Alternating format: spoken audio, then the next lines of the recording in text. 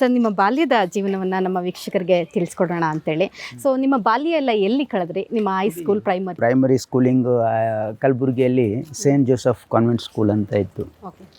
ಅದು 1st to 7th. ಯಾಕಂದರೆ ಆ ಸೇಂಟ್ ಜೋಸೆಫ್ ಕಾನ್ವೆಂಟ್ ಸ್ಕೂಲಲ್ಲಿ ಬರೀ 7ನೇ ತರಗತಿವರೆಗೆ ಗಂಡು ಮಕ್ಕಳಿಗಿತ್ತು. ಅದಾದಮೇಲೆ ಹೆಣ್ಮಕ್ಳಿಗೆ 10ನೇ ತರಗತಿ ತನಕ ಇತ್ತು. ಹಾಗಾಗಿ ನಾವು 7th ಆದಮೇಲೆ ನಾನು ಕಲಬುರಗಿಯಲ್ಲಿ NV ಹೈಸ್ಕೂಲ್ ಓಕೆ, ಅಲ್ಲಿ ಓದಿದೆ.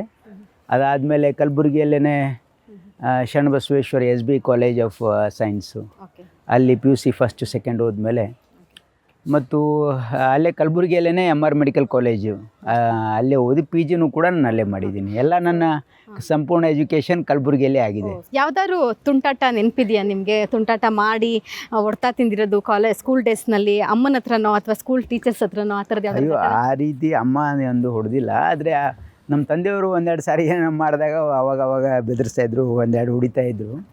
ಆದರೆ ಕಾಲೇಜಲ್ಲಿ ನಾನು ಯಾವುದು ಸ್ಕೂಲಲ್ಲಿ ನನಗೆ ನೆನಪಿಲ್ಲ. ಎಲ್ಲ ಅಂದರೆ ಮಾಸ್ ಪನಿಷ್ಮೆಂಟ್ ಇದ್ದಾಗ ಹೊಡೆತ ತಿಂತೀವಿ ವಿನಃ ಸ್ಪೆಸಿಫಿಕ್ ಆಗಿ ಏನು ಆ ರೀತಿ ಇನ್ಸಿಡೆಂಟ್ ಆಗಿಲ್ಲ. ಮೇಡಮ್, ನೀವು ಓದಿದ್ದೆಲ್ಲ ಎಲ್ಲಿ?